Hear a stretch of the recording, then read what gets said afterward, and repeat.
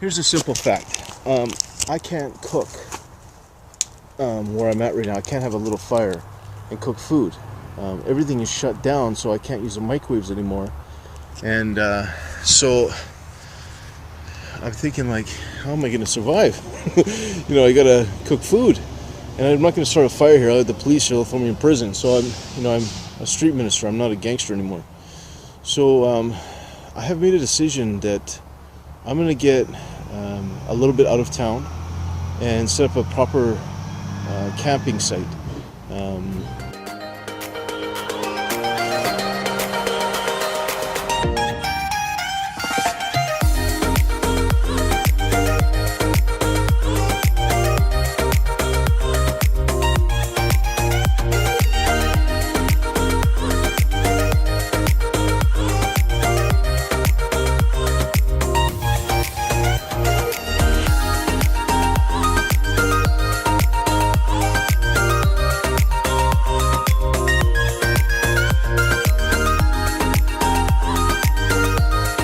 Good morning. All right, so this morning we're going to be sharing a story about the mountaintop. Now, I guess if you are new to my channel, I am Brother John. I'm a street minister. Graduated my Bible college in Mexico City. All right. So in 2018, March, I made a commitment to go back on the street and minister to the homeless. But I made a decision to not only go minister to them, but to live, eat, and sleep with them. All right. So it lasted 2 years, 2 months, and 10 days. So this story today is one of the many times that I actually came close to death. So I faced pneumonia, infections, staph infections, persecutions, snowstorms, windstorms, rainstorms. I did it on faith. I didn't accept any financial support from the government or any churches. I literally lived on the street, hand to mouth. I prayed for my daily bread. I stood in the food lineups. I also volunteered at a few of the food banks, which helped me with my food, and I cooked my meals in the rec centers and gas stations. Now, when COVID hit, all right, there was a major shutdown like we've never seen here in Canada. I'm a Canadian. Yeah, it's a beauty. Hey, the Tim Hortons. Hey, it's a beauty. All right, don't talk about my accent, all right? All right, so everything shut down, and it was like a war. Like, literally, everyone was terrified. People were terrified of the homeless. Like, I'm Brother John. Anyways, I could tell a million stories, but today we're going to be talking about soak. Now, here it is here. Okay, so long story short, I want to get through this video because I could go on for 15 hours telling you about this one particular day I almost died on the side of the mountain. So I made a decision to leave where I was at and travel. It took me an hour by bus. Okay, now I get out to this place. Here's a picture of it. Now, that little white line is the road, but they drop you off way down where the bridge is. So I had to walk all the way up there, right? So I had a big backpack, I had my tent, I had my sleeping bag, I had some food, and I headed up this mountain. Now, it took me, I think it was probably about an hour and a half, maybe even closer to 2 hours to hike all the way up to that black circle. Now, I had to go all the way back for a second trip. So I left there, got up there probably about maybe 12 or 1 o'clock in the afternoon. I went all the way back, okay, picked up some rations. Someone had given me a $25 gift card for groceries. So I picked up some groceries, I packed my tarp, and I headed up the mountain for my second time. Okay, so now you really want to stick around for the story because it gets a lot crazier. So as I'm going up there, it started getting dark. Now this is my second trip up the mountain. I'm hugging away, and I hardly ate any food that day. I think I had like a bag of potato chips. And I had very little water. I drank in maybe a liter or two of water, but I was exhausted. And you imagine I was hiking during the two trips, probably, I would say 6 to 8 hours of hiking with a big heavy pack. Anyways, I went to find my tent that I set up my first trip up the mountain, but I couldn't find it. All right, so it started getting dark out. Now, I'm Brother John. I'm a city slicker, right? I don't really know the dangers I know the dangers on the street, okay? The gangs, the violence, the pistols, the guns, the knives. I'm okay with all that. But in the forest, I'm like kind of like a fish out of water. I'm a city slicker. So I figured to myself, boy, this is kind of getting dangerous because my legs started to cramp up because I hadn't enough water, and I had to dump all my backpack and everything else, all my food and everything else. And I was like, I'm going to die on the mountain because I can't find my tent. It's getting dark. So I head to it's like a city park, all right? Or like a provincial park. So there's like a gate you can drive in. Anyways, I'm headed there, and as it's getting dark, there's one last car leaving this provincial park here in Canada.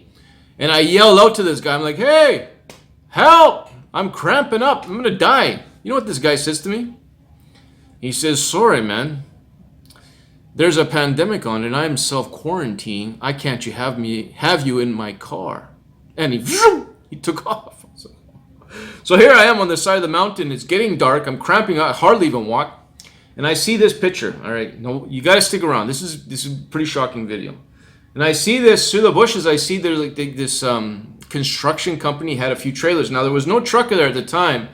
And remember, I'm gonna die. Like, it's getting dark out. It's freezing. I was in March, and the whole entire trip is like uphill. So it wasn't at the mountain top, but it was higher elevation. Anyways, I go down there and I find a tarp, and I find a jerry can of gas, and I found a old milk jug with some water in it. So I start drinking the water, and you have to imagine my legs, they're cramping right out. I'm ready to die, like literally. So I get this fire going, I crawl into this tarp, and the frost is like, you know when you get like when you're really, I was getting sweaty inside, but I was cold, and the temperature was dropping terribly. Anyways, I'm beside this fire that's going out underneath this tarp, and I did a prayer to the Lord. I said, Father, I'm gonna die on this mountain. I was too exhausted to go any further, and the fire's going down. I'm like, I'm just gonna slip into this sleep. I knew I was gonna die. I was gonna die. You know, I was gonna freeze on the mountain. But I couldn't do anything. My physically, I was done. Emotionally, spiritually, everything, I was done. So there I am. A few hours later, the fire's going out. I'm drifting off to sleep, and all of a sudden, I hear this commotion, and this light comes on in the middle of the woods. I'm like, what in the world? And I hear the rattling of a gate. This guy pulls in with this black truck. Okay, now remember, it's like in the middle of the night.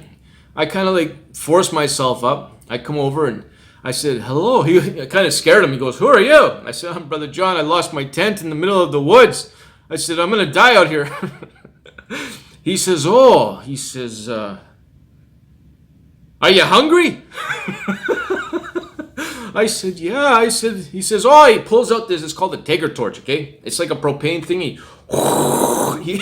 He sets this big, humongous fire going on. And then he says to me, well, you can stay with me tonight. Now, he's a construction guy. You gotta stick around for the story. It's pretty cool. Anyways, here it is here. Here's a trailer. This is inside the trailer. And that little sofa is where I slept that night. Now, you have to imagine, I was so terrified to go into the wilderness and like literally thought I was going to die. And I didn't think I had any food or anything else. I had lost everything. I was at the weakest point of my life. And this guy, his name's Keith. I just talked to him today and yesterday, texting him. He was building a bridge out in the middle of nowhere, and they had given him permission to stay inside the provincial park and kind of like be a caretaker. So there he is. He's a crane operator. I'm a crane operator. There he is with a truck. And there's the bridge that he was building. Saved my life. Now ask me what I would do for this man. Literally, the Lord had him save my life. Now, it's interesting enough. Here is the picture of Brother John, and he took this picture. I want to show you one little quick video, and then we're going to read a Bible verse, all right? Here it is here.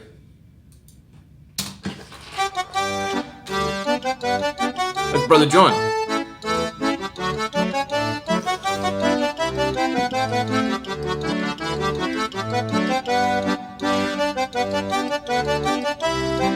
That's where I lived. Brother John on the mountain.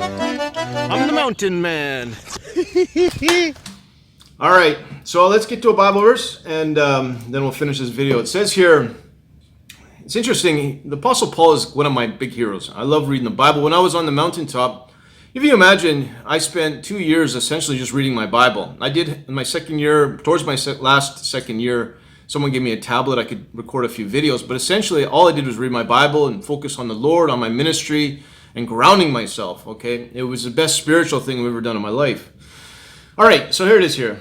The crowd joined in attacking them. This is the Apostle Paul. Okay, he cast out a demon out of the Python spirit, some lady that was giving fortune telling, and they wanted to kill him. So here, we're going to start in verse 22. The crowd joined in attacking them, and the magistrate tore the garments off of them and gave orders to beat them with rods. All right, 23. And when they had inflicted many blows upon them, they threw them into prison, ordering the jailer to keep them safely. Having received this order, he put them into the inner prison and fastened their feet in the stocks. Okay, so here's Paul and Silas in the prison, and I'm going to fast forward to verse 25. About midnight, Paul and Silas were praying and singing hymns to God in prison, all right? Being beaten up. They got sores, or they're in stockades or in prison, and they're singing. And the prisoners were listening to them. Praise the Lord. What a testimony that is. And suddenly there was a great earthquake, so that the foundation of the prison were shaken.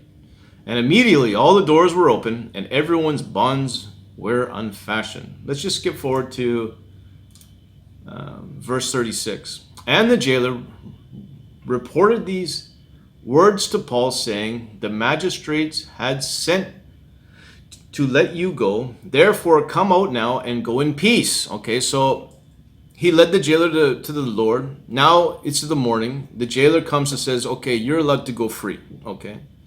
But Paul said to them, they have beaten us publicly, uncondemned, men who are Roman citizens, and they had thrown us into prison. And do they now throw us out secretly? No, let them come themselves and take us out. Did you see it? Okay. Did you see it? While they were in prison, Christianity would do everything backwards. When somebody curses at us or steals from us or robs us, we love them and pray for them. When Paul and Silas are in prison, in stockades and bleeding, they're singing songs. Okay. Now, when they get out of prison and they're allowed to get free, they pick a fight. It's the opposite of the world. In the world, they'd be crying when they're in prison, and as soon as they get out, they get to rejoice. Praise the Lord, we're going home free. But no, they ended up saying, no, we're going to pick a fight now. They have beaten me public, uncondemned men who are Roman citizens, and have thrown us into prison. And do they not now throw us out secretly? No, let them come themselves and take us out. Okay, typically that's where they would start singing praises and hymns to the Lord. Okay, but Paul knew who he was. Now, I can tie this back to my own story on the mountain. I didn't know what the Lord had for me. Forgive me, there's some construction going on. I didn't know what the Lord had for me. I knew that he was going to protect me. And praise the Lord, every time I faced a circumstance where I thought I was going to die, many times I thought I was going to die, literally, with cougar attacks and snowstorms, rainstorms, and the trips to the hospital, the IVs. I faced some tremendous circumstances, but I knew that while I was facing those circumstances, I did everything I could. It wasn't easy a lot of times. Father, I love you. I trust you, but I don't see a way out. Now, I want to testify on this guy, this Keith guy, all right? My good friend Keith. Did you know that it was such a blessing that I found him that night because he saved my life? Then he took me into town, spent over $100 on groceries for me because I lost all my supplies. Not all my supplies, but my second trip supplies. I never did find them. Okay, I lost all my food on the mountain.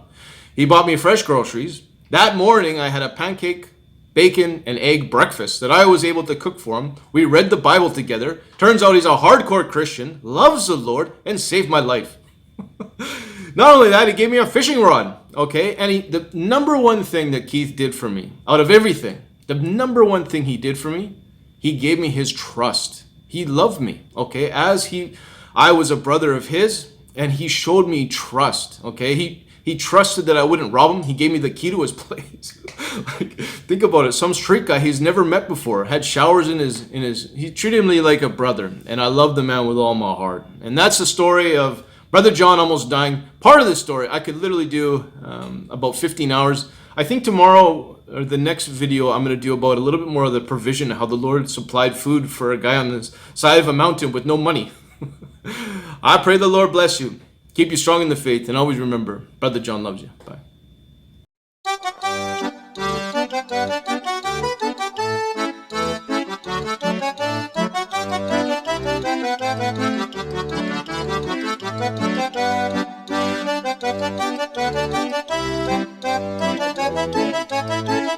John on the mountain.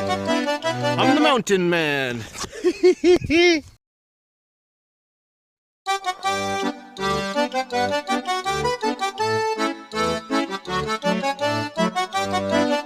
Brother